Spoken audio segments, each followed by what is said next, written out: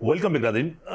जिस तरह आसिफ अली जरदारी साहब, एक जरदारी सबसे यारी, उनका एक नया ये जुमला है, बड़े फ्लेक्सिबल हैं। हाँ, बड़े फ्लेक्सिबल हैं और सियासत को समझते हैं, मुफाहमत को समझते हैं। लग रहा है कि इस इलेक्शन के अंदर, क्योंकि वो एक्सेप्टेबल भी हैं, आपको पता है काफ़ी क्वार्टर्स को, क्या आपको लग रहा है? आई थिंक जरदारी साहब ऑब्वियसली सिंध में ये तो क्रेडिट उनको जाता है। मैं तो हमेशा कुछ चीज़ों पे उनको क्रेडिट देती हूँ। NFC अवार्ड हो जाए, 18th अमेंडमेंट हो जाए, I think single handedly Zardari साहब को क्रेडिट देना चाहिए। और इस सबसे यारी जो है ये इतनी बुरी बात नहीं है। मेरा ख्याल है मैं समझती हूँ कि हम सबको इससे सीखने का भी मौका मिला है। उन्होंने ज़ाहिर है बड़ी मुश्किल वक्त गुजारा है, जेल में जितना वक्त उन्होंने चुप करके गुजारा है, यहाँ तो आप देखते हैं 30 दिन गुजर गए, 40 दिन गुजर गए, 50 दिन गुजर गए, 51 दिन गुजर गए, 51 डेज़ एंड 3 आवर्स गुजर गए। ऐसे तो हमने जरदारी साहब ने तो बड़ी ग्रेसफुली जेल में वक्त गुजारा है। और आई थिंक कि सिंध में एक सियासी हुकूमत का होना through out this very difficult period, इसका भी क्रेडिट लोग उनको नहीं देते कि 2018 से बल्कि उससे पहले भी एक सूबे में एक सियासी पार्टी की सियासी हुकूमत रही, चुपके से रही। तो ये उनकी सियासी जो आप क्या कहें, I think he has and it's interesting because हमारी एक जानने वाली हैं, तो उनके साहबजादे जरदारी साहब से मिलने के लिए गए, वो इंटरव्यू के लिए जा रही थी। तो हमारे यंगर जो बच्चे हैं जो UK में पलते बढ़ते हैं, वो बड़े साफ दिल होते हैं, वो कोई मुनाफिकत नहीं करते। उन्होंने साफ उनसे एक सवाल कर लिया और उन्होंने ज़ाहिर है वो इम्प्रेस हुआ मिलके कि ये जरदारी साहब तो कैम्ब्रिज, ऑक्सफर्ड, और जो लोग कहते हैं मैं हार्वर्ड से पढ़ा, ये वो वहाँ के पढ़े में नहीं है। तो उससे सवाल पूछा कि sir how do you know all of this, मतलब वो इम्प्रेस हुआ उनकी नॉलेज से और उनकी जो सियासी एक आप कहें कि जो उनकी एनालिसिस है या उनकी कैलकुलेशन है। तो चुप करके सुन रहा था यंग लड़का, तो उसने ही ब्लर्टेड आउट कि आपने तो येल नहीं गए, आप तो हार्वर्ड नहीं गए, आप तो कैम्ब्रिज और ऑक्सफोर्ड नहीं किया, आप how do you know all of this. तो उसने कहा बेटा मैं जेल में तुम्हारा ख्याल है क्या कर रहा था। तो जो शख्स शार्प होता है वो हर चीज़ को समझता है और उसको रखता भी है कि किस तरीके से लोगों के साथ डील करना है। हमको मेरा ख्याल है बहुत सीखने को मिला है। लेकिन अगली इलेक्शंस की अगर बात की जाए तो मुझे लगता है कि पंजाब में उनकी प्रेजेंस नहीं है और कुछ जो उम्मीदें थी वो मुझे लग रहा है कि अब मटीरियलाइज़ नहीं होने जा रही। तो सिंध में उनका स्ट्रॉन्ग होल्ड था, स्ट्रॉन्ग होल्ड रहेगा। और बिलावल भुट्टो साहब की जो एक क़यादत रही है और कुछ हद तक मेरा ख्याल है बाकी भी जो है आसिफा भुट्टो की भी जो यंगर एक लीडरशिप रही है, आई थिंक कि लोग कराची की हद तक थोड़े बहुत जो वोट उनके ख़िलाफ़ था वो भी उनका दिल थोड़ा सा पसीज गया है। वो कह रहे हैं कि हॉस्पिटल्स पे थोड़ा बहुत काम देख रहे हैं, लोगों का दिल नरम होता जा रहा है। और वो मेरा ख्याल है यंगर लीडरशिप का एक उसमें आंसर है। बट अगर आप प्राइम मिनिस्टरशिप की बात कर रहे हैं या आप फेडरल लेवल तक बात कर रहे हैं, तो वो मैं पाकिस्तान पीपल्स पार्टी का आज के दिन में फेडरल लेवल पे नहीं देख रही।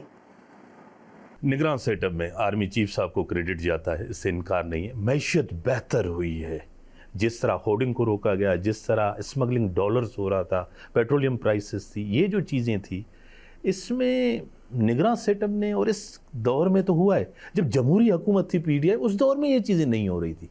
देखिए बड़ी हमारे लिए तकलीफ़ की बात है क्योंकि हम वोट को इज़्ज़त दो, आर्मी को बैरक्स में होना चाहिए, आर्मी को मुदाखलत नहीं करनी चाहिए सियासत में, ये सारी बातें करते हैं। लेकिन आज ये भी हकीकत है कि बहुत सी बातें ऐसी हैं। मुसल्लह फ़ौज का आज मैं देखती हूँ कल के दिन में दोबारा हमारे मेरे ख्याल है 3-4 जवान दोबारा शहीद हो गए हैं। एक टेररिज्म थ्रेट है। और जो फ्लडिंग अभी हुई सिंध में लास्ट ईयर, आपने देखा वहाँ किस तरीके से फ़ौज ने परफॉर्म किया।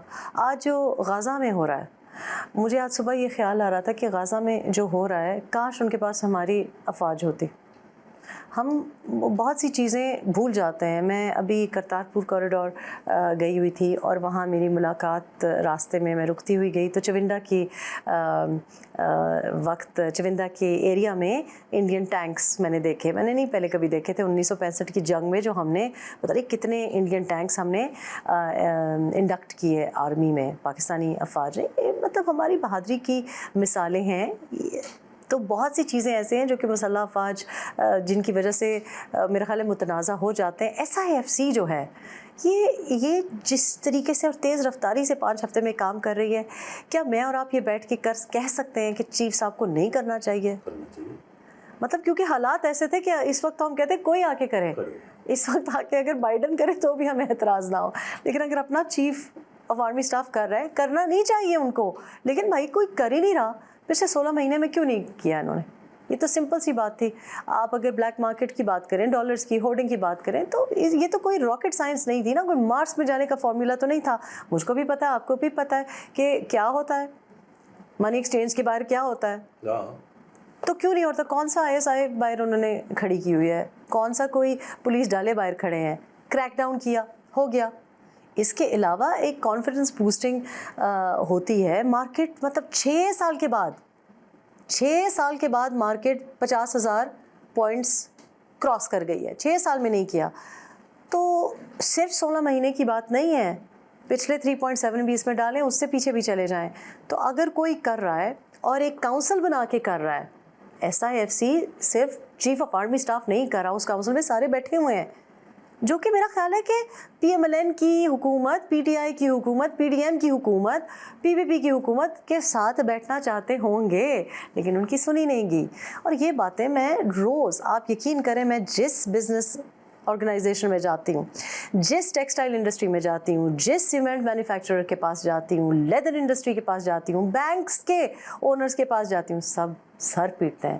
پاکستان تحریک انصاف کے چیئرمین نے میری بات نہیں سنی, اسحاق ڈار صاحب نے میری بات نہیں سنی, زرداری صاحب کے ٹائم کا حوالہ دیتے ہیں سندھ میں. مطلب سمپل باتیں لوگ کہتے ہیں. تو اگر کوئی آپ کو بینکر کوئی بات بتا رہا ہے, اگر کوئی آپ کو بزنس بتا رہی ہے کہ بھائی 22% انٹرسٹ ریٹ پہ ہم نہیں اسٹارٹ اپ کر سکتے, ہم نہیں بزنسز کریٹ کر سکتے, تو اگر آپ نہیں سن رہے تھے تو اس میں چیف آف آرمی اسٹاف کا آج قصور ہے.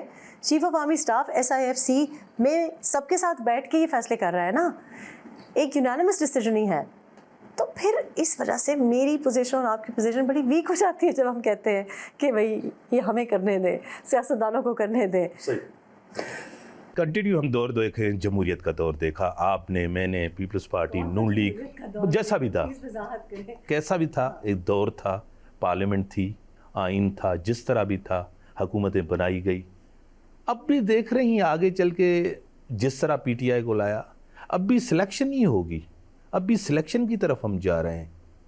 دیکھیں, کسی تجزیہ نگار کو میں سن رہی تھی اور ان کی بھی تھوڑا سافٹ ویئر اپڈیٹ ہو گیا ہے.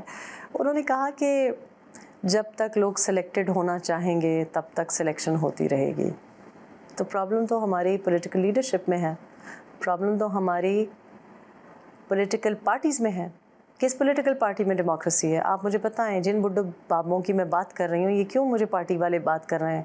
آپ کسی کنسٹیٹوئنسی میں نام لیں, میں نام نہیں لے سکتی کیونکہ میرے سوشل انٹریکشنز ہیں, میرے دوست احباب ہیں, کوئی فیملی اوور لیپس بھی ہیں, پھر مجھے فیملی سے کال آ جاتی ہے, میں تو کسی کے بارے میں بات نہیں کر سکتی. لیکن بات یہ ہے کہ اگر آپ کمپرومائزڈ ہوں گے تو پھر آپ کمپرومائزز کرنے پہ بار بار مجبور ہوں گے. پہلے لاڈلا کوئی اور تھا, اب لاڈلا کوئی نہیں. اب لاڈلا کوئی نہیں ہے. اس لاڈلے نے جو میں نے 5 سال بعد پہلے کہی تھی کہ یہ لاڈلا جو آیا ہے اس کی وجہ سے کوئی لاڈلا نہیں رہے گا اور یہ بھی لاڈلا نہیں رہے گا, لیکن یہ جو کر جائے گا تو اس کے بعد کوئی بھی اسٹرانگ لیڈرشپ نہیں رہے گی. اور یہ میں دعا کر رہی ہوں کہ 2024 میں ہماری سیاسی پارٹیز میں جمہوریت پہلے آ جائے, پہلے آپ اس کو ٹکٹ دینا سیکھیں جو کہ آپ کے حلقے میں بیٹھا ہوا ہے. آج دیکھیں, میاں نواز شریف کو ریسیو کریں آپ, میں محبت سے آپ کسی کو ریسیو کرتے ہیں, آپ پھولوں کی ان کے اوپر بوچھاڑ کرتے ہیں, سلوگنز سناتے ہیں, ٹھیک ہے, لیکن اگر ایک نوجوان لڑکے کو ایک عجیب طرح سے گاڑی چلانے پہ سن روف میں سے باہر نکل کے میاں دے نعرے وجن گے کے اوپر ٹکٹ مل جاتا ہے, یا ایک بڈھے بابے کو اس وجہ سے ٹکٹ مل جاتا ہے کہ وہ 5,000 بندہ کسی طریقے سے پورے کر کے لے آ رہا ہے. اگر اس طرح سیاست ہوتی رہے گی نا تو پھر یہ ڈیموکریسی نہیں ہے. اگر یہ ہمارا کینڈیڈیٹ سلیکشن کا معیار یہ ہوگا کہ کس کی نمبر پلیٹ آئی ہے اور کس نے زیادہ سلوٹ مارے ہیں, تو پھر یہ ڈیموکریسی نہیں ہے. تو جمہوریت پہلے ٹکٹس میں تو دکھائیں, ہمیں پتہ چلے, سینٹ کی سلیکشن میں تو دکھائیں, اس کے بعد ہم گلا کریں نا آرمی سے. بڑی مہربانی ریحام خان صاحبہ, آپ نے ٹائم دیا. ناظرین اسی کے ساتھ دیجیے اجازت. اللہ حافظ.